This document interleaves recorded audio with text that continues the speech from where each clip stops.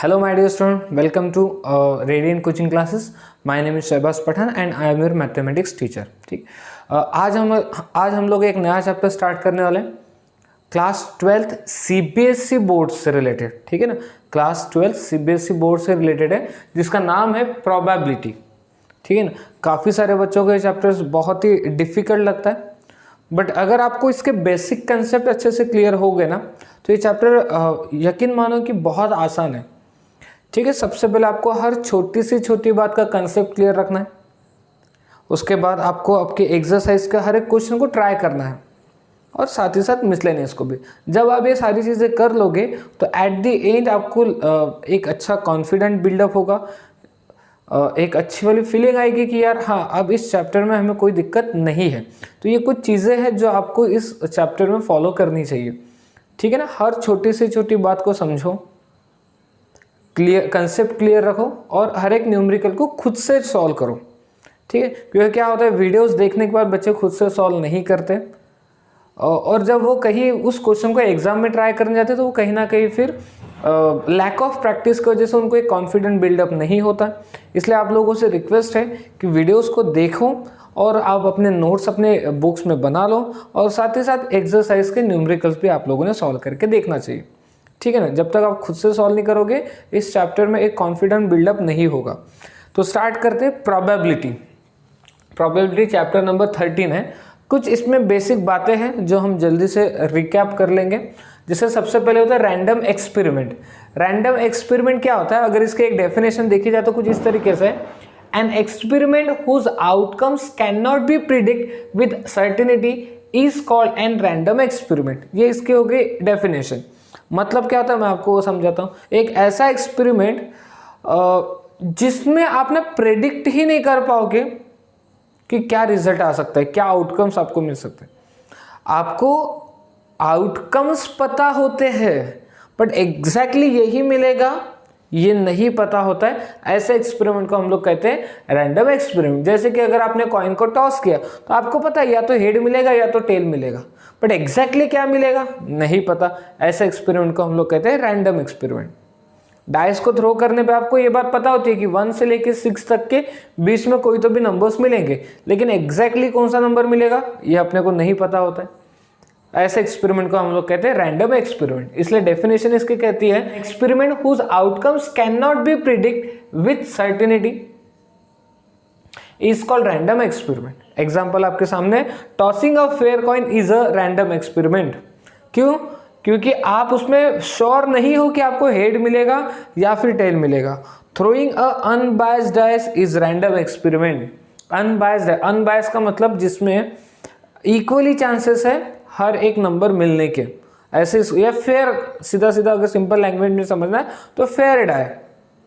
तो ऐसे एक्सपेरिमेंट को हम लोग कहते हैं रैंडम एक्सपेरिमेंट. ठीक है, तो सिंपल अगर इसमें वे में समझना तो आप क्या बोलोगे, एक ऐसा एक्सपेरिमेंट जिसके आउटकम्स आप प्रेडिक्ट नहीं कर पाओगे कि एग्जैक्टली यही चीज़ मिलेगी. ऐसे एक्सपेरिमेंट को हम लोग कहते हैं रैंडम एक्सपेरिमेंट.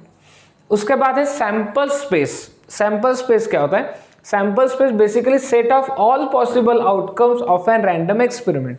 मतलब एक रैंडम, आप एक एक्सपेरिमेंट कर रहे हो, एक रैंडम एक्सपेरिमेंट कर रहे हो और उसमें जितने भी आउटकम्स आपको मिल सकते हैं उन सभी आउटकम्स का सेट, उसको हम लोग कहते हैं सैंपल स्पेस. लिखा भी यहाँ पे, set of all possible outcomes of a random experiment is called sample space of that experiment. ठीक है, एग्जाम्पल समझो, एग्जाम्पल से क्लियर हो जाती चीज़ें. 2 कॉइन्स आर टॉस. अगर मैंने 2 कॉइन को टॉस किया तो मुझे क्या क्या मिलेगा, मुझे क्या क्या पॉसिबिलिटी मिलेगी. हेड भी मिल सकता है, हेड टेल भी मिल सकता है, टेल हेड भी मिल सकता है या टेल टेल भी मिल सकता है. तो ये सारे पॉसिबल आउटकम्स है, उनका सेट यानी क्या हो गया सैंपल स्पेस. या फिर एक कॉइन को अगर आपने एक डाई को अगर आपने थ्रो किया तो आपको पता है कि 1 मिल सकता है, 2, 3, 4, 5, 6. इन सभी सेट को मिला दिया जाए तो क्या बन जाएगा सैंपल स्पेस. तो सैंपल स्पेस बेसिकली क्या होता है, set of all possible outcomes of an random experiment. ठीक है, काफ़ी सारे बच्चों को ये ऑलरेडी पता होता है क्योंकि 10th क्लास में वगैरह अपने प्रोबेबिलिटी का हल्का फुल्का नॉलेज तो ले लिया होता है. ठीक है, आगे बढ़ते इवेंट क्या होता है. इवेंट, वैसे तो इसकी डेफिनेशन जो है वो ये लिखिए कि any subset of sample space is called an event, मतलब सैंपल स्पेस का कोई भी सबसेट उसको बोला जाएगा इवेंट। आपको सिंपल तरीके से समझाता हूं कि इवेंट किसको कहते हैं। जैसे मान लो आपने एक कॉइन को टॉस किया और आप चाहते हो कि हेड मिलने की क्या प्रोबेबिलिटी हो, आप क्या चाह रहे हो कि हेड मिलने की क्या प्रोबेबिलिटी, तो उसी प्रोबेबिलिटी को, जिसकी प्रोबेबिलिटी आपको फाइंड आउट करनी है, उसी चीज को हम लोग कहते हैं इवेंट। ठीक है ना, बात समझ में आ गई। तो जैसे कि consider tossing of two coins simultaneously, मैंने एक इवेंट डिफाइन कर दिया, getting a head. Getting a head मतलब हेड, एक हेड मिलने की क्या प्रोबेबिलिटी होगी, जो मैं चाहता हूं, जो हमारे फेवरेबल आउटकम्स है, ठीक है ना, उसी को क्या कहते हैं, इवेंट कहते हैं। जैसे यहाँ पे इवेंट को मैंने E1 से दिखा दिया, तो E1 में क्या आएंगे, एक ही हेड, तो HT या TH। तो बेसिकली इवेंट किसको बोला जाएगा कि आप जिसकी प्रोबेबिलिटी फाइंड आउट करना चाहते हो, जिस चीज की प्रोबेबिलिटी फाइंड आउट करना चाहते हो, उसी को कहते हैं हम लोग इवेंट। बात समझ में आ गई यहाँ तक? ओके। फिर उसके बाद है इक्वली लाइकली इवेंट। क्या होता है? अब इक्वली लाइकली इवेंट्स का क्या मतलब है? डेफिनेशन तो आपके सामने है, मैं एक बार रीड कर लेता हूँ। Two events are said to be equally likely when chances of occurrence of one event is equal to chances of occurrence of other। मतलब दो इवेंट को हम इक्वली लाइकली इवेंट तभी बोलेंगे जब पहले इवेंट होने के जो चांसेस है वो इक्वल रहेंगे जो सेकेंड इवेंट होने के चांसेस है। जैसे कि मैं ये बोल रहा हूँ कि एक कॉइन को अगर मैं टॉस करता हूँ तो मुझे पता है कि हेड मिलने का जो चांस है और टेल मिलने का जो चांस है वो इक्वल है। ये बात तो आपको भी पता है कि अगर आप कॉइन को टॉस करते हो तो हेड और टेल मिलने के चांसेस इक्वल है, 50-50%। वैसे अगर मैं एक डाई को थ्रो करता हूँ तो डाई को थ्रो करने के बाद 1 नंबर मिलने का चांस 1/6, 2 नंबर मिलने का चांस भी 1/6, 3 नंबर मिलने का चांस भी 1/6, 4 1/6, 5 1/6, 6 1/6। तो एक डाई को थ्रो करने के बाद हर एक नंबर मिलने के जो चांसेस है, जिसको हम आगे जाके प्रोबेबिलिटी कहते हैं, वो कैसे हैं, इक्वल है। तो ऐसे इवेंट्स को हम लोग कहते हैं इक्वली लाइकली इवेंट। मतलब उनके चांसेस कैसे, उन इवेंट्स के चांसेस कैसे रहेंगे, इक्वल होंगे। बात समझ में आ गया तक? तो एग्जांपल वही लिखा है, a coin is toss then chances of getting head और टेल आर इक्वल। एक कॉइन को टॉस करने के बाद हेड और टेल मिलने के चांसेस कैसे रहेंगे, इक्वल रहेंगे। तो ऐसे इवेंट्स को हम लोग कहते हैं इक्वली लाइकली इवेंट। ठीक है, ओके। तो आगे बढ़ते हैं, एग्जॉस्टिव इवेंट क्या होता है। एग्जॉस्टिव इवेंट, वैसे मैंने कोई एक फॉर्मल डेफिनेशन इसके नहीं बताया, बट आप इस डायग्राम के थ्रू इस एग्जॉस्टिव इवेंट को समझ सकते हो। कि मान लो एक आपके पास सैंपल स्पेस है, एक क्या है, सैंपल स्पेस है, और इन सैंपल स्पेस के ये सारे क्या है, सबसेट है। दैट मींस एक तरीके से इवेंट है, event E1, E2, E3, E4, E5। और अगर मैं इन सभी इवेंट का यूनियन करता हूं, इवेंट 1, इवेंट 2, इवेंट 3, 4, 5, इन सभी इवेंट का यूनियन करने पे ये किसके बराबर में आ जाते हैं, सैंपल स्पेस के बराबर में आ जाते हैं। तो ऐसे इवेंट्स को हम लोग कहते हैं एग्जॉस्टिव इवेंट। मतलब उन सभी इवेंट्स को अगर कंबाइन कर दिया जाए तो वो किसके बराबर में आ जाएंगे, सैंपल स्पेस के बराबर में आ जाएंगे। ऐसे इवेंट को एग्जॉस्टिव इवेंट कहते हैं। उसके बाद है mutually exclusive event. Mutually exclusive event आप ऐसा समझ लो कि ऐसे दो इवेंट जो अगर एक हो रहा है तो दूसरा नहीं होगा, या अगर सेकंड इवेंट हो रहा है तो पहला नहीं होगा।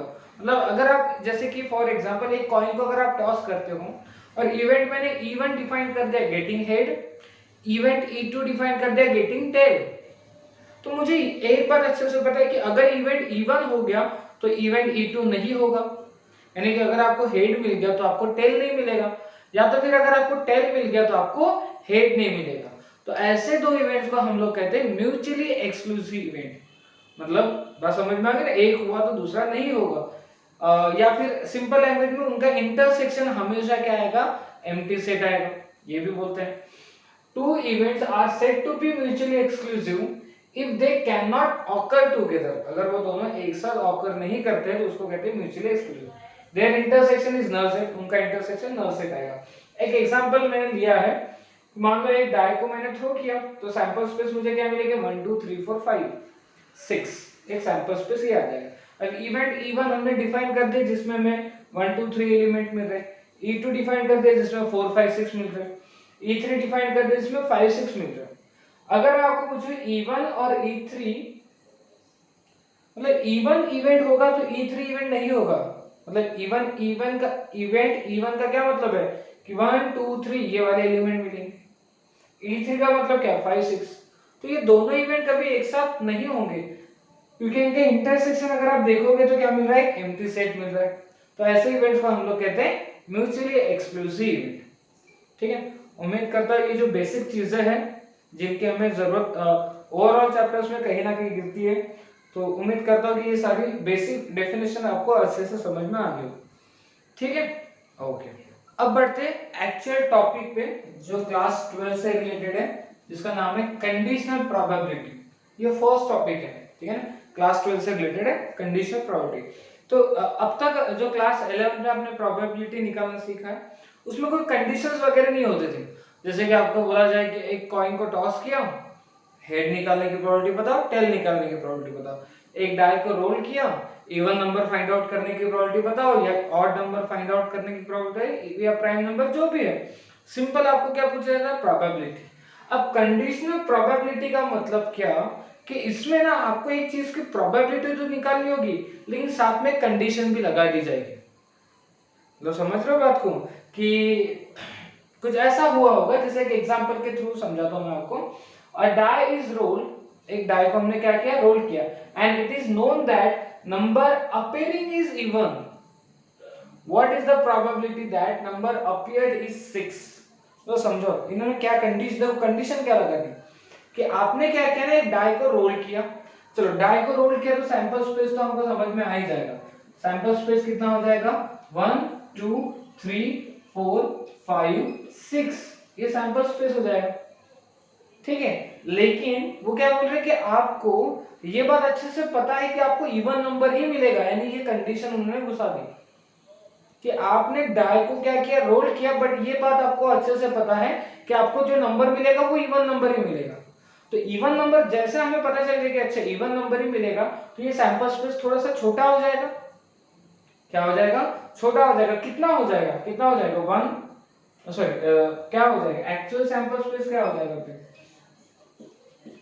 According to condition, according to condition sample space क्या बन जाएगा, सैंपल स्पेस बनेगा 2 4 6, क्योंकि हमें उन्होंने बोला है कि आपको ये बात पता है कि आपको इवन नंबर ही मिलेगा। देखो, a die is rolled and it is known that number appearing is even, और आपको ये बात ऑलरेडी पता है कि आपको एक इवन नंबर मिलेगा करके।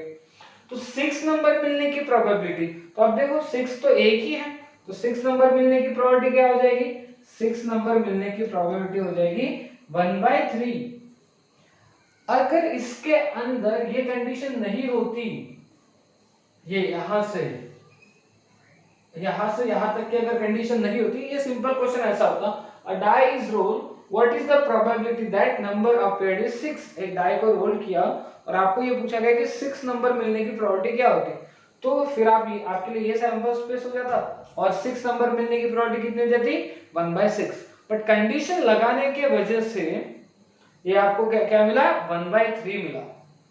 ठीक है, बस यही कंडीशनल प्रोबेबिलिटी है। तो अगर इसकी डेफिनेशन अगर आप देखो तो ये कुछ ऐसे कहते हैं कि E and F are two events associated with the sample space of a random experiment। मतलब एक रैंडम एक्सपेरिमेंट किया आपने, उससे रिलेटेड कुछ सैंपल स्पेस मिले, तो जो E और F इवेंट है ये उसी सैंपल स्पेस से रिलेटेड है, उसके एसोसिएट है, उसी का पार्ट है। Then condition probability of event E की condition probability given that F occurred, मतलब हमें E इवेंट की प्रोबेबिलिटी निकालनी है। ये बात पता है कि F इवेंट ऑलरेडी हो चुका है। जैसे कि हमें यहाँ पे क्या बोला था कि आप 6 नंबर आपको 6 नंबर मिलने की प्रोबेबिलिटी फाइंड आउट करनी है, और आपको ये बात पता थी कि इवन नंबर ऑलरेडी मिल चुके हैं, मतलब एक इवेंट ऑलरेडी हो चुका है, दूसरे इवेंट की प्रोबेबिलिटी निकालनी है। तो यहाँ पे भी सेम वैसे ही है, E और F दो इवेंट है, हमें E इवेंट की प्रोबेबिलिटी निकालनी है और हमें ये बात पता है कि F ऑलरेडी हो चुका है। तो उसको डिनोट कैसे करते हैं ना, उस चीज को ऐसे डिनोट करते हैं, probability of E where F is already occurred, probability of E where F is already occurred। और ये फाइंड आउट करने का एक फॉर्मूला है। फॉर्मूला क्या है कि probability of E intersection F upon probability of F, ये फॉर्मूला है। ये जो आपको मिला ना ये वहीं से मिला। अगर आप मैं इसी को ठीक से लिखूं इसी फॉर्मेट में तो अब आपको अच्छे से समझ में आ जाएगा कि मान लो एक इवेंट E है, इवेंट E जिसमें मैं बोलता हूँ गेटिंग 6, क्या मिल रहा है 6 मिल रहा है।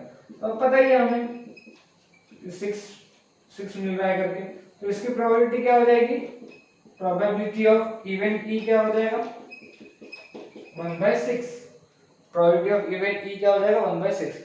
फिर हमें F इवेंट डिफाइन कर देता हूँ getting even number, getting even number, even number, तो इवन नंबर क्या क्या हो सकते हैं 2 4 6। तो E और F का इंटरसेक्शन क्या होगा, E और F का इंटरसेक्शन हो जाएगा 6। तो प्रोबेबिलिटी ऑफ इवेंट E मतलब E यानी कि 6 मिलने की probability where F is already occurred, इसका फॉर्मूला कितना आ जाएगा भैया, probability of E intersection F upon में probability of F, probability of E intersection F upon में प्रोबेबिलिटी ऑफ F। मैं इधर लिख लेता हूं, तो अगर आप देखो probability of E where F is already occurred, ये कितना हो गया probability of E intersection F, E intersection F की प्रोबेबिलिटी कितनी हो जाएगी 1/6 अपॉन में प्रोबेबिलिटी ऑफ F, फार्मूला देख लो ठीक है ना, probability of E intersection F upon में प्रोबेबिलिटी ऑफ F, तो F की प्रोबेबिलिटी कितनी हो जाएगी, ये हो जाएगी 3/6। तो रिजल्ट कितना आएगा 1/3, और ये मैंने आपको निकाल के दिखाया था। तो आपको क्या करना है ना, कंडीशनल प्रोबेबिलिटी का ये फॉर्मूला ध्यान रखना है ठीक है ना, कि प्रोबेबिलिटी जिस इवेंट की आप प्रोबेबिलिटी निकाल रहे हो और जो इवेंट ऑलरेडी हो चुका है उसको इस तरीके से लिखते हैं probability of E where F is already occurred, और फॉर्मूला क्या बनेगा probability of E intersection F upon में प्रोबेबिलिटी ऑफ F, अपॉन में क्या आएगा जो इवेंट ऑलरेडी हो चुका है उसकी प्रोबेबिलिटी डिवाइड में है। ठीक है, यहां तक बात समझ में आ गई। प्रोबेबिलिटी की कंडीशन क्या है, उम्मीद करता हूं ये आपको क्लियर हो गया होगा। ठीक है, ओके, तो कुछ एग्जांपल ट्राई करते हैं कंडीशनल प्रोबेबिलिटी से रिलेटेड, ताकि आपको एक्सरसाइज सॉल्व करने में आसानी हो। ठीक है, जैसे फर्स्ट एग्जांपल के शुरुआत करते हैं। इसमें क्या दिया, प्रोबेबिलिटी ऑफ ए आपको ऑलरेडी गिवन है 7/13, प्रोबेबिलिटी ऑफ बी भी गिवन है 9/13, probability of A intersection B भी गिवन दिया है 4/13, और आपको फाइंड आउट करना probability of A where B is already occurred. तो फार्मूला तो काफी सिंपल है, probability of A where B is already occurred का probability of A intersection B upon में आ जाएगा प्रोबेबिलिटी ऑफ बी, डिवाइड में किसको लिखना है जो ऑलरेडी हो चुका है।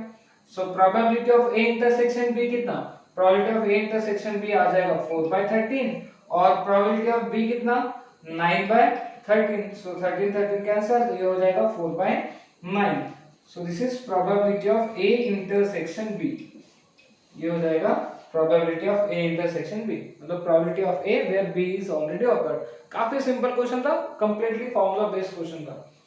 अब इधर बात करते हैं, यहाँ पे क्या लिखा है, family has 2 children, what is the probability that, एक फैमिली है जिसको 2 चिल्ड्रन है, what is the probability that both children are boys given that at least one of them is a boy। मतलब समझो कि एक फैमिली जिनको 2 चिल्ड्रन है, उन्होंने आपको क्या बोला गया है इस क्वेश्चन के अंदर कि आपको प्रोबेबिलिटी फाइंड आउट करनी है दोनों चिल्ड्रन बॉय होने की, दोनों चिल्ड्रन बॉय होने की प्रोबेबिलिटी फाइंड आउट करनी है, और ये बात आपको ऑलरेडी पता है, गिवन दिया है कि at least one of them is a boy, दोनों में से कम एक लड़का तो है, ये तो पक्का ही है। मतलब समझ रहे हो क्या, दोनों में से कम एक बॉय है, ये बात तो पक्का है। आपको प्रोबेबिलिटी फाइंड आउट करनी कि दोनों के दोनों बॉय है। तो क्या करें, सबसे पहले हम लोग सैंपल स्पेस बना लेते हैं। अब उस फैमिली को 2 चिल्ड्रन है, तो क्या क्या पॉसिबिलिटी हो सकती है कि पहला बॉय दूसरा भी बॉय हो, या पहला बॉय दूसरी गर्ल हो, या पहली गर्ल दूसरा बॉय हो, या दोनों के दोनों गर्ल। ये सैंपल स्पेस अपना रेडी हो जाएगा। ठीक है, अब ई इवेंट हम लोग डिफाइन कर लेते हैं। पहले ये सोच लो कि ई इवेंट आपको क्या डिफाइन करना है, जो गिवन है उसको ई बोलना है या जो फाइंड आउट करना है उसे ई बोलना है। तो नॉर्मली हम लोग इसी ऑर्डर को फॉलो करते हैं ना जो डेफिनेशन में लिखा था। तो ई हम बोल देंगे उस चीज को जो हमें फाइंड आउट करना है। तो क्या फाइंड आउट करना है हमें, what is the probability that both the children are boy. तो ई हम बोल देंगे बोथ चिल्ड्रन आर बॉयज। ठीक है, या तो बात क्लियर होगी। और एफ इवेंट हम लोग डिफाइन कर देते हैं at least one of them is boy. तो एफ इवेंट में क्या आएगा, कम से कम एक तो बॉय है, यानी दोनों भी बॉय हो सकते हैं, तो ये भी आ जाएगा। एक बॉय एक गर्ल हो सकती है। ठीक है, ये तीन पॉसिबिलिटी आएगी। अच्छा, वैसे तो सैंपल स्पेस को देखने के बाद ही आप आंसर तो वैसे भी बता दोगे, अपने दिमाग में तो वैसे भी आंसर चल ही रहा होगा कि अच्छा ये बात हमें पता है कि कम से कम एक बॉय तो है, यानी ये वाला तो हट गया होगा, सैंपल स्पेस अपना तो थोड़ा सा कम हो गया होगा, जिसमें अब तीन ही एलिमेंट बचे, 1 2 3, क्योंकि कम से कम एक बॉय तो है, ये बात हमें ऑलरेडी पता है, तो दोनों गर्ल वाला चांस तो हट गया। यानी अब अपने पास सैंपल स्पेस कम होके कितना रहेगा, 3, और उसमें से हमें बताना है कि दोनों भी बॉय, तो एक ही एलिमेंट है, दोनों बॉय, तो ओवरऑल आंसर कितना आएगा 1/3। ओवरऑल आंसर कितना आ जाएगा 1/3 आ जाएगा। अगर यही क्वेश्चन में कंडीशन नहीं होती ना, सिर्फ सिंपल ऐसा क्वेश्चन होता कि एक फैमिली है जिसको 2 चिल्ड्रन है, आप ये बताओ कि दोनों बॉय होने की प्रोबेबिलिटी, तो हमारा आंसर कितना होता 1/4। लेकिन उन्होंने कंडीशन लगा दी कि कम से कम एक तो बॉय है ही, तो फिर आंसर कितना रहेगा 1/3।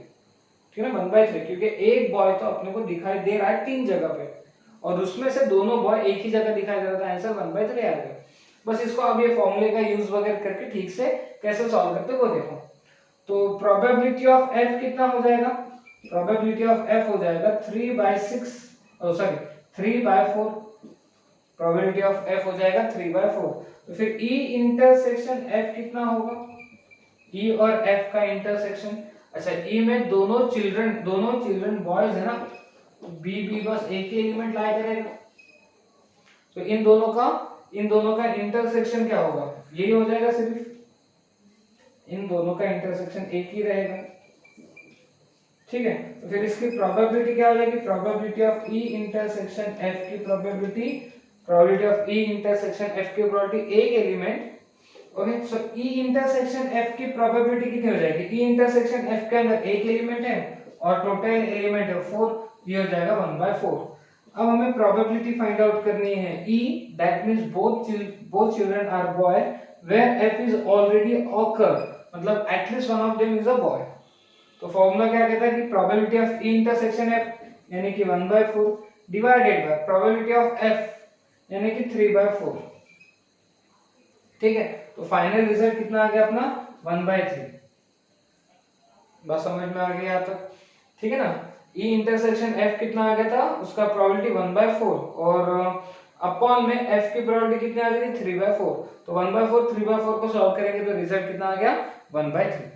ठीक है, तो वैसे तो इसको देखने के बाद ही अपन समझ गए थे कि अपना आंसर 1/3 आने वाला है, लेकिन अगर थियोरेटिकल वे में जाना है, ठीक से लिखना है, बोर्ड की तैयारी करनी है, तो इस तरीके से आपको लिखना पड़ेगा। ठीक है, उम्मीद करता हूँ आपको दोनों क्वेश्चन अच्छे से समझ में आ गए होंगे। ये तो काफी सिंपल था, बस फॉर्मूला बेस्ड था। ये क्वेश्चन आपको थोड़ी सी मेहनत कराएगा। ठीक है, ओके तो एक और एग्जांपल ट्राई करते हैं। यहाँ पे क्या लिखा है, 10 cards number 1 to 10 place in the box, मतलब कुछ कार्ड्स है जिन पे नंबर्स लिखे 1 से लेकर 10 तक के, और उन सभी कार्ड्स को हमने बॉक्स के अंदर रख दिया। मिक्स अप थोरोली, मतलब पूरे तरीके से उसको क्या कर दिया, मिक्स कर दिया, पूरे कार्ड्स को मिक्स कर दिया। Then one card is drawn randomly, फिर हमने क्या किया ना, उस बॉक्स में से कोई भी एक कार्ड रैंडमली निकाला। If it is known that the number on the drawn card is more than 3, अब आपको क्या बात पता है, सुनो, पता है, ऑलरेडी हो चुका है कि जो आप कार्ड निकाल रहे हो उस पे जो नंबर्स मिलने वाले वो 3 से ज्यादा मिलने वाला है, यानी 4 5 6 7 8 9 10 ये सब। तो what is the probability that it is an even number, तो इवन नंबर होने की क्या प्रोबेबिलिटी होगी।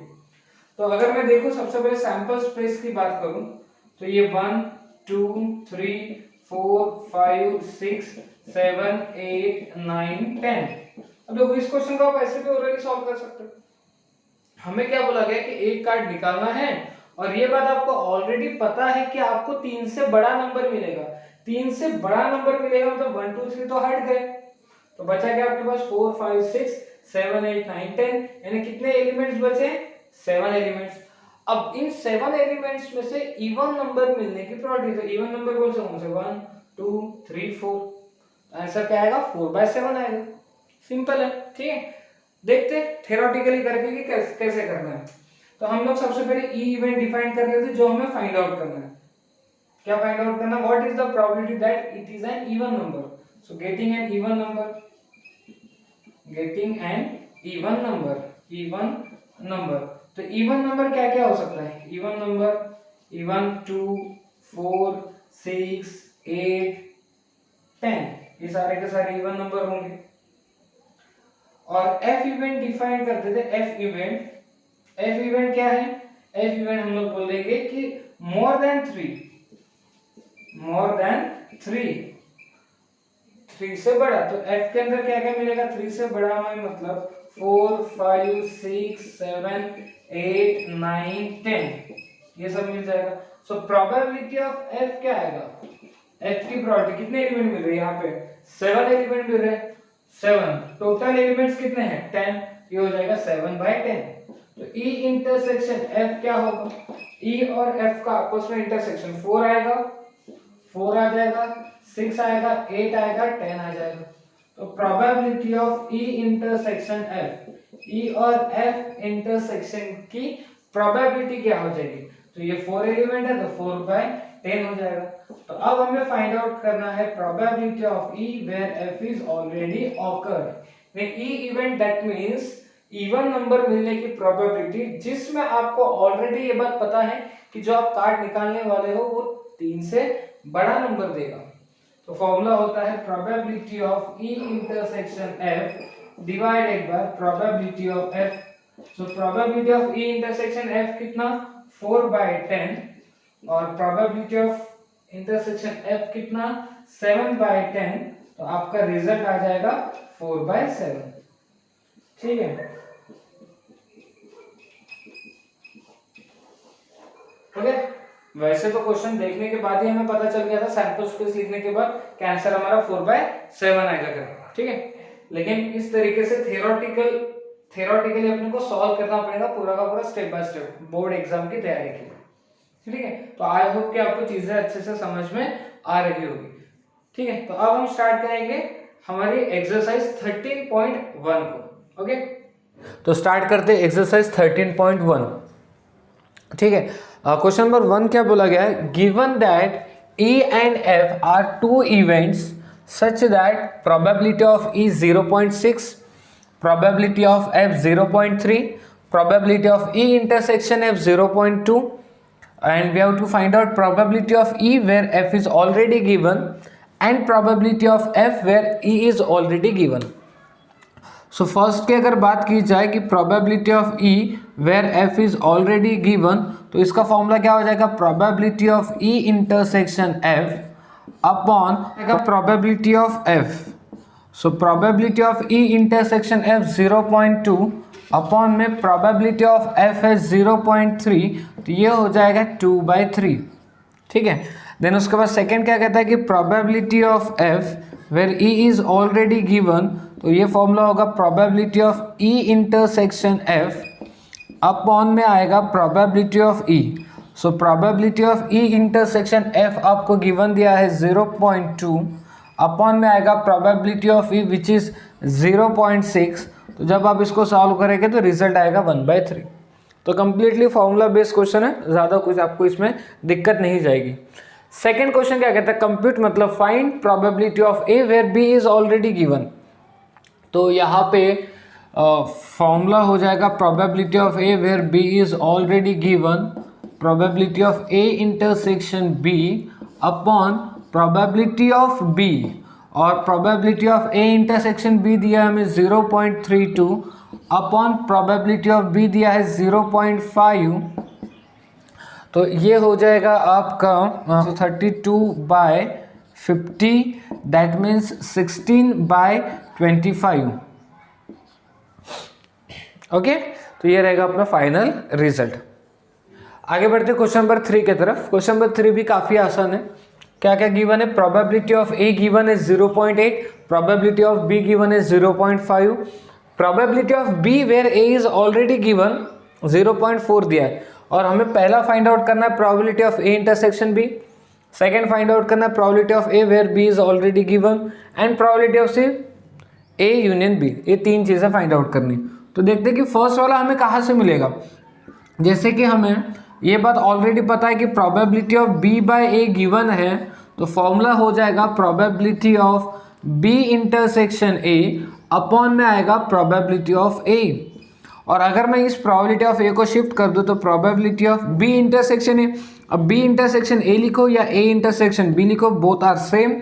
सो प्रोबेबिलिटी ऑफ ए को शिफ्ट करने के बाद probability of A into probability of B by A आ जाएगा।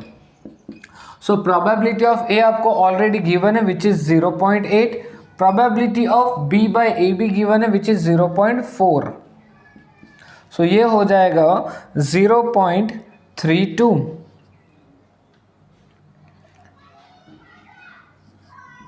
ओके, अब बात करते हैं सेकेंड वाले की।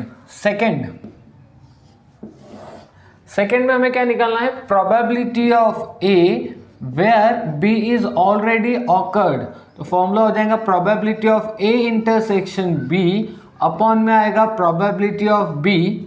सो probability of A intersection B, probability of A intersection B आपको मिल गया था 0.32 अपॉन प्रोबेबिलिटी ऑफ बी, ये मिला है आपको 0.5। So this become 16/25। जब आप इसको सॉल्व करोगे तो 16/25 आपको आ जाएगा। और थर्ड वाला देखें, so probability of A union B find out करना है आपको। Probability of A union B ये क्लास 11 से रिलेटेड है। इसका फॉर्मूला होता है probability of A plus probability of B minus probability of A intersection B. अब ये सारी चीज़ें हमारे पास ऑलरेडी गिवन है। सो प्रोबेबिलिटी ऑफ ए हमें गिवन दिया है 0.8। अच्छा, इस 0.8 को मैं 8/10 भी लिख सकता हूँ। प्रोबेबिलिटी ऑफ बी, इसको मैं 0.5 को मैं 5/10 भी लिख सकता हूँ, minus probability of A intersection B. Probability of A intersection B 0.32 आके है, तो 0.32 को हम लोग 32/100 भी लिख सकते हैं। 32/100, तो ये कितना हो जाएगा? ये हो जाएगा आपका दोनों का बेस सेम है, एक बार लिखेंगे, और ये हो जाएगा 13, ठीक है, माइनस 32/100।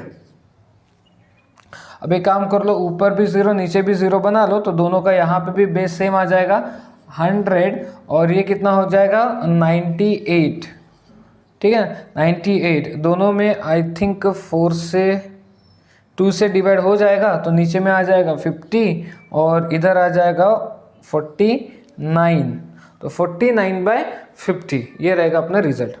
आगे बढ़ते हैं क्वेश्चन नंबर 4 के तरफ। क्वेश्चन नंबर 4 में क्या बोला गया? Probability of A union B हमें फाइंड आउट करना है। क्या क्या चीज़ें गिवन दी है? देखो, 2 times probability of A given है, 2 टाइम्स प्रोबेबिलिटी ऑफ ए, ये किसके बराबर में? 5/13 के बराबर में है। तो इसका मतलब प्रोबेबिलिटी ऑफ ए आपको यहाँ से कितना मिल जाएगा? 5/26 मिल जाएगा। उसी तरीके से प्रोबेबिलिटी ऑफ बी ये गिवन है 5/13 के बराबर में, और probability of A where B is already occurred ये दिया है 2/5। अब जैसे कि हमको पता है कि हमें probability of A union B find out करना है, तो इसका फॉर्मूला होता है probability of A plus probability of B minus probability of A intersection B. तो हमारे पास प्रोबेबिलिटी ऑफ ए गिवन है, प्रोबेबिलिटी ऑफ बी गिवन है, लेकिन probability of A intersection B नहीं है। उसके लिए हमें ये एक एक्स्ट्रा कंडीशन दी है कि probability of A by B, इसका फॉर्मूला होता है probability of A intersection B upon probability of B आ जाएगा। इसको अगर मैं शिफ्ट कर दूँ तो probability of A intersection B is equals to probability of B into probability of A upon B आ जाएगा। प्रोबेबिलिटी ऑफ बी हमें गिवन दिया है 5/13, ओके। और probability of A by B भी हमें पता है, probability of A by B ये 2/5, तो ये फाइनली हो जाएगा 2/13। ठीक है, सारी चीज़ें मिलके इसमें पुटअप कर लेते हैं। तो प्रोबेबिलिटी ऑफ ए कितना था 5/26, 5/26। प्रोबेबिलिटी ऑफ बी कितना दिया है, प्रोबेबिलिटी ऑफ बी दिया है 5/13, 5/13 minus probability of A intersection B ये दिया है 2/13, 2/13। तो 5/26 ये हो जाएगा 3/13। अगर मैं बेस सेम बना दूँ तो ऊपर 2 नीचे 2 से मल्टीप्लाई करना होगा। तो 5/26 प्लस 6/26, तो फाइनल रिजल्ट आ जाएगा आपका 11/26। So probability of A union B आपको मिल गया 11/36। ठीक है, काफ़ी सिंपल था ये भी। तो ये क्या बेसिकली फॉर्मूले बेस्ड क्वेश्चन है सभी का सभी। अगर आपको फॉर्मूला अच्छे से याद है तो उसको यूज़ करते आना चाहिए, और तो कुछ इसमें ज़्यादा है नहीं। ओके, आगे बढ़ते क्वेश्चन नंबर 5 के साथ। ये भी कम्प्लीटली फॉर्मूला बेस्ड क्वेश्चन है और काफ़ी सिंपल है। यहाँ हमें गिवन दिया है कि probability of A 6/11, probability of B 5/11, और यहाँ पे probability of A union B दिया है 7/11। तो हमें probability of A union B का फॉर्मूला पता है, जो होता है probability of A plus probability of B minus probability of A intersection B. तो प्रोबेबिलिटी ऑफ ए गिवन दिया है 7/11, प्रोबेबिलिटी ऑफ ए गिवन दिया है 6/11, प्रोबेबिलिटी ऑफ बी गिवन दिया है 5/11 minus probability of A intersection B. तो minus इसको इधर लेके आता हूँ, तो probability of A intersection B is equals to ये कितना हो जाएगा 11/11, और ये जब इधर आएगा तो 7/11 हो जाएगा। तो फाइनल रिजल्ट यहाँ से आपको मिल जाएगा 4/11। तो probability of A intersection B आपको पता चल गया 4/11। देखते हैं कि फर्स्ट तो हमें ये फाइंड आउट करना था, तो probability of A intersection B आ गया। सेकंड की बात अगर की जाए तो सेकंड क्या कहता है कि probability of A where B is already occurred, तो फॉर्मूला हो जाएगा probability of A intersection B divided by probability of B. So probability of A intersection B कितना 4/11 अपॉन में प्रोबेबिलिटी ऑफ बी कितना 5/11, तो ये हो जाएगा 4/5। तो ये आ गया सेकेंड का भी रिजल्ट। और थर्ड का result probability of B by A, तो यहाँ पे फॉर्मूला आ जाएगा probability of B intersection A upon probability of A. So probability of B intersection A यानी A intersection B which is also 4/11, and probability of A 6/11, so final answer is 4/6, that means 2/3. so this is our probability of B where A is already given. ठीक है, तो यहाँ तक तो सारी चीज़ें काफ़ी सिंपल चल रही है, मुझे नहीं लगता कि इसमें आपको कोई ज़्यादा दिक्कत हो रही होगी। ठीक है, तो अब स्टार्ट करते हैं क्वेश्चन नंबर 6। क्वेश्चन नंबर 6 में क्या बोला है, a coin is toss 3 times, एक कॉइन को हमने 3 बार टॉस किया, वेयर ई इवेंट इन्होंने ऑलरेडी डिफाइन करके रखा है, क्या, head on third toss. Head हमें कहाँ पे चाहिए, थर्ड टॉस पे। और एफ इवेंट भी डिफाइन करके रखा है, हेड ऑन फर्स्ट 2 टॉसेस। अच्छा, ये पहला है, ऐसे 2 और है, 3 क्वेश्चन है, 3 सब क्वेश्चन है क्वेश्चन नंबर 6 में। तो सबसे पहले देखते हैं कि अगर मैं कॉइन को 3 बार टॉस करता हूँ, तो सैंपल स्पेस में एलिमेंट क्या क्या आएंगे। आप सबको पता है कि एक बार कॉइन को टॉस करने पे 2 एलिमेंट आते हैं, 2 बार टॉस करने पे 4 एलिमेंट आते हैं, 3 बार टॉस करने पे 8 एलिमेंट आते हैं। तो वो 8 एलिमेंट कैसे लिखते हैं, पहले आप 4 बार H लिख लो, 4 बार H लिख लो, और फिर 4 बार T लिख लो, इस तरीके से 4 बार H 4 बार T, फिर 2 बार H लिखूं और 2 बार T, अल्टरनेट चलने देना, 2 बार H लिखूं और 2 बार T, फिर 1 बार H लिखूं, 1 बार T, H T, H T H T, इस तरीके से। तो ऐसे आपको 8 एलिमेंट्स मिल जाते हैं सैंपल स्पेस में। जब भी आप 3 कॉइन को टॉस करेंगे ये सब मिलेगा आपको, ठीक है। ई इवेंट इन्होंने क्या डिफाइन करके रखा है, फर्स्ट इसकी बात कर रहे हैं हम लोग। ई इवेंट डिफाइन करके रखा है कि हेड ऑन थर्ड टॉस, इनको क्या चाहिए ना, थर्ड टॉस पे हेड चाहिए, थर्ड टॉस पे हेड। अब थर्ड टॉस पे हेड हमें देखो यहाँ पे भी मिला है, ठीक है। थर्ड टॉस पे हेड हमें यहां पर भी है, ठीक है। थर्ड टॉस पे हेड यहां पर भी है, थर्ड टॉस पे हेड यहां पर भी है, ठीक है। तो ऐसे 4 जगहों पे थर्ड टॉस पे हेड है। तो ई इवेंट के अंदर ये 4 एलिमेंट आ जाएंगे। अच्छा, तो एफ क्या बोला इन्होंने, तो एफ इवेंट क्या बोला इन्होंने, हेड ऑन फर्स्ट 2 टॉस, पहले 2 टॉस पे हेड चाहिए, पहले 2 टॉस पे हेड। तो पहले 2 टॉस पे हेड तो यहाँ पे भी मिल रहा है हमें, तो ये भी एक एलिमेंट आ जाएगा। पहले 2 टॉस पे हेड यहाँ पर भी आ रहा है, तो ये भी एक एलिमेंट आ जाएगा। पहले 2 टॉस पे हेड चाहिए, और कहीं तो पहले 2 टॉस पे हेड नहीं है, इसका मतलब एफ के अंदर इतने एलिमेंट आएंगे। तो प्रोबेबिलिटी ऑफ एफ क्या हो जाएगा, प्रोबेबिलिटी ऑफ एफ, ये 2 एलिमेंट्स आ रहे हैं, total elements N of S में कितने हैं, 8 है। तो ये हो जाएगा 2/8 यानी कि 1/4। तो प्रोबेबिलिटी ऑफ एफ आ गया। देन उसके बाद ई इंटरसेक्शन एफ क्या आएगा, ई और एफ का इंटरसेक्शन, ई और एफ का इंटरसेक्शन क्या आएगा, तो ये एक ही एलिमेंट इन तीनों में कॉमन है, एक ही एलिमेंट तीनों में कॉमन है, तो ये आ जाएगा इनका इंटरसेक्शन। तो इसकी प्रोबेबिलिटी क्या हो जाएगी, probability of E intersection F क्या हो जाएगा, ई इंटरसेक्शन एफ एक ही एलिमेंट है और अपॉन में एन ऑफ एस 8 एलिमेंट, तो 1/8 हो जाएगा। हमें फाइंड आउट करना है probability of E where F is already occurred. तो इसका फॉर्मूला होता है probability of E intersection F upon में प्रोबेबिलिटी ऑफ एफ।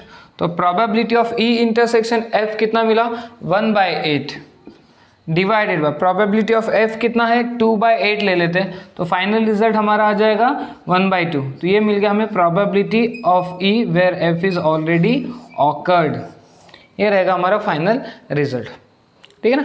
उम्मीद करता हूँ कि आपको ये चीज़ें अच्छे से क्लियर हो गई होगी, काफ़ी सिंपल था, ठीक है। अब आते हैं सेकेंड पार्ट पे, इसी क्वेश्चन का सेकेंड पार्ट। यहाँ पे ई इवेंट डिफाइन किया एटलीस्ट 2 हेड, ई इवेंट के अंदर कम से कम 2 हेड होने चाहिए बोलते, और एफ इवेंट डिफाइन किया एटमोस्ट 2 हेड, ज़्यादा से ज़्यादा। तो कम से कम 2 हेड का मतलब क्या, 2 या 2 से ज़्यादा चलेगा। तो इसमें 2 हेड तो है ही, तो ये वाला एलिमेंट आ जाएगा ई में। इसमें भी 2 हेड है, तो ये वाला एलिमेंट भी आएगा। इसमें भी 2 हेड है, तो ये भी एलिमेंट आ जाएगा। इसमें एक ही हेड है, इसमें भी 2 हेड है, तो ये वाला एलिमेंट भी आ जाएगा। इसमें एक हेड, इसमें एक हेड, ठीक है, तो ये आ जाएगा। एफ इवेंट क्या डिफाइन करके रखा है, एफ इवेंट डिफाइन किया एटमोस्ट 2 हेड, एटमोस्ट 2 हेड, ज़्यादा से ज़्यादा 2 हेड। तो ज़्यादा से ज़्यादा 2 हेड का मतलब 2 या 2 से ज़्यादा नहीं होने चाहिए। तो ये तो नहीं आएगा, इसमें 2 है तो ये आ जाएगा, इसमें भी 2 है ये भी आ जाएगा, इसमें 1 है ये भी आ जाएगा, क्योंकि ज़्यादा से ज़्यादा 2 हेड होने चाहिए बोलते हैं। तो 2 भी चलेंगे, 2 से कम भी चल जाएंगे, ये भी आ जाएगा। ये THT ये भी आ जाएगा, TTH ये भी आएगा, और TTT ये भी आ जाएगा। तो प्रोबेबिलिटी ऑफ F क्या आ जाएगा, F की प्रोबेबिलिटी हो जाएगी 1 2 3 4 5 6 7 एलिमेंट्स बाय 8, 7/8, ठीक है। ओके, देखते इसका इंटरसेक्शन क्या होगा, ई इंटरसेक्शन एफ, ई और एफ का आपस में इंटरसेक्शन, ई और एफ का आपस में इंटरसेक्शन। तो HHT नहीं है, HHT है। उसके बाद HTH वो भी है, THH वो भी है, ठीक है। तो फिर इसकी प्रोबेबिलिटी क्या होगी, probability of E intersection F क्या हो जाएगा, इसमें है 3 एलिमेंट और एन ऑफ एस के अंदर टोटल एलिमेंट 8 है। So probability of E probability of E where F is already occurred का फॉर्मूला हो जाएगा probability of E intersection F upon में आएगा probability of F. So probability of E intersection F, E और E intersection F की probability 3/8 और F की probability 7/8। तो फाइनल रिजल्ट यहाँ से आ गया 3/7। तो ये रहेगा हमारा final answer, probability of E where F is already occur. ठीक है ना। तो काफ़ी सिंपल है, बहुत ज़्यादा कुछ कॉम्प्लिकेटेड नहीं है, सीधा सीधा जाना है, फॉर्मूला अप्लाई करना है और आंसर निकालना। ठीक है, ओके। अब आते हैं क्वेश्चन नंबर 6 के थर्ड पार्ट पे। क्वेश्चन नंबर 6 का थर्ड पार्ट क्या कह रहा है, ई इवेंट इस बार डिफाइन क्या है, एटमोस्ट 2 टेल, ज़्यादा से ज़्यादा 2 टेल होने चाहिए। और एफ इवेंट डिफाइन क्या है, एटलीस्ट 1 टेल, कम से कम 1 टेल होना चाहिए। सैंपल स्पेस तो पता ही है आपको, ई इवेंट में हमें एटमोस्ट 2 टेल, ज़्यादा से ज़्यादा 2 टेल होने चाहिए। ज़्यादा से ज़्यादा 2 टेल से क्या मतलब कि 2 या 2 से कम भी चलेगा। तो इसमें तो एक भी नहीं है तो ये भी चल जाएगा, इसमें एक है ये चलेगा, इसमें भी 1 टेल है ये भी चल जाएगा, इसमें 2 टेल है ये भी चलेंगे, इसमें 1 टेल है ये भी चल जाएगा, इसमें 2 टेल है ये भी चलेगा, इसमें भी 2 टेल है ये भी चल जाएगा, इसमें 3 टेल है ये नहीं चलेगा। और एफ इवेंट क्या डिफाइन करके रखा है, एफ इवेंट डिफाइन किया है एटलीस्ट 1 टेल, कम से कम 1 टेल, कम से कम 1 टेल, यानी 1 रहा तो भी चलेगा, 1 से ज़्यादा रहा तो भी चलेगा। तो इसमें तो 1 भी नहीं है, इसमें 1 है, इसमें भी 1 टेल है, इसमें भी 1 टेल है, इसमें भी 1 तो है ही, इसमें 2 है यानी 1 तो है, अपने को 1 तो चाहिए ही, और इसमें 3 टेल है। तो ये हो जाएगा f। तो इसकी प्रोबेबिलिटी क्या आएगी, f की प्रोबेबिलिटी हो जाएगी, f की प्रोबेबिलिटी 7 एलिमेंट है ना, तो 7/8, 7/8।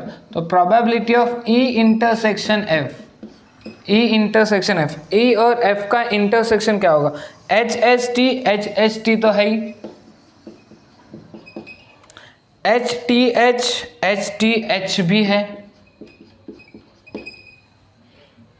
HTT भी है, THH भी है, THT भी है, TTH भी है।